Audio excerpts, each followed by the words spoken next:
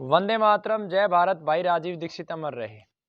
किसी भी राष्ट्र की सबसे बड़ी संपदा उसके पूर्वज और बुजुर्ग होते हैं।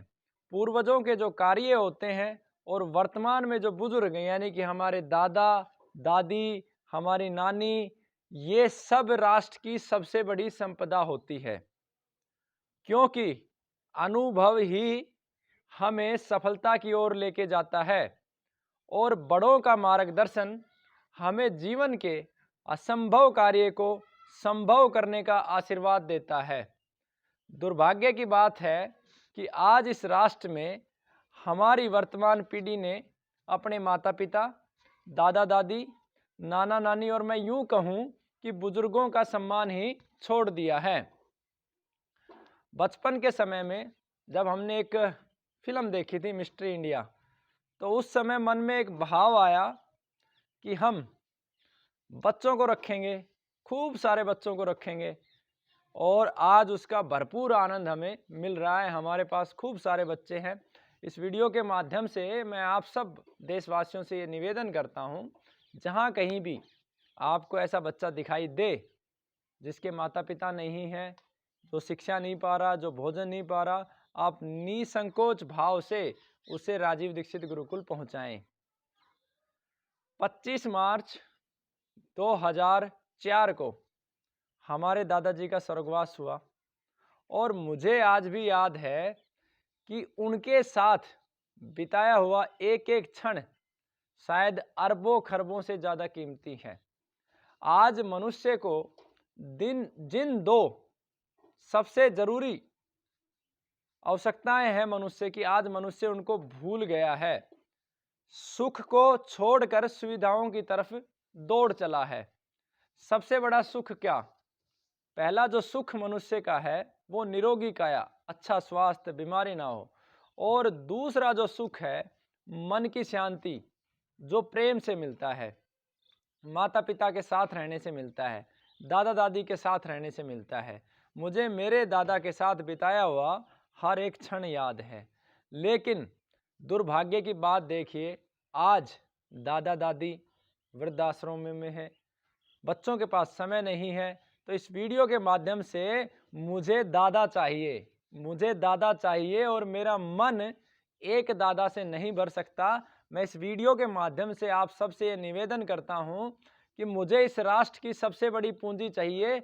जिस भी बच्चे को ये लगे उसके माता पिता या उसके दादा दादी उनके लिए समस्या है, वो मुझे दे सकते हैं, या राष्ट्र में कहीं भी ऐसा कोई बुजुर्ग, कोई माताजी आपको दिखाई दे जो बेसहारा हो, जिसका जीवन नहीं चल पा रहा हो, जो संकट में हो, तो राजीव दीक्षित गुरुकुल अखंड भारत स्वाभिमान का जो एक लक्ष्य भी, उस लक्ष्य के अनुसार हम चाहते हैं ऐसी राष्ट्र की धरोहर, ऐसे हमारे बुजुर्ग दादा दादी जो कहीं भी संघर्ष कर रहे हों या जिनका कोई नहीं हो या जिनका सब कुछ होते हुए उनके पुत्र उनकी देखभाल ना कर रहे हो, उनका सबका स्वागत है राजीव दीक्षित गुरुकुल में। हाँ, एक बात आप जरूर मस्तिष्क में रखिएगा, मेरा जो स्वभाव है उसकी दो मुख्य कमियां हैं।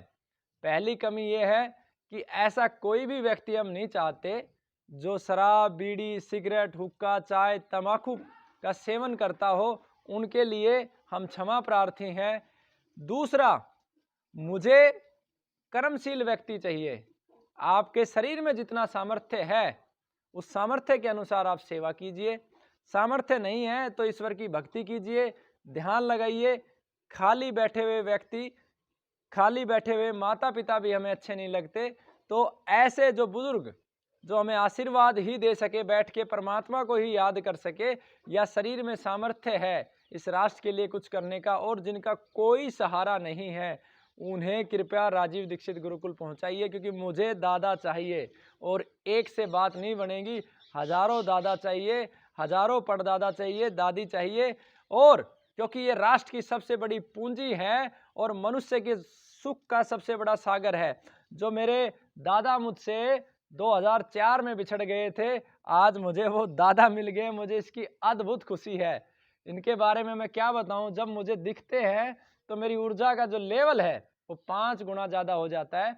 तो ऐसे मुझे लाखों दादा चाहिए जो भी जहाँ भी कोई दुखी है, जिसका कोई सहारा नहीं है, वो मेरे पास आए। हम सब मिलके इस राष्ट्र को एक आदर्श राष्ट्र बनाएंगे और इन्हीं दादाओं के आशीर्वाद से, इनके मार्गदर्शन से और इनके कर्म के माध्यम से जो ये अखंड भारत स्वाभिमान के 8 लक्ष्य हैं, आने वाले 16 वर्षों में, आप मेरी वाणी को लिख लीजिए, आने वाले 16 वर्षों में भारत के प्रत्येक जिले में गुरुकुल होगा और उसमें मार्गदर्शन वही दादा परदादा करेंगे जो पहले कभी व्यवस्था चलती थी।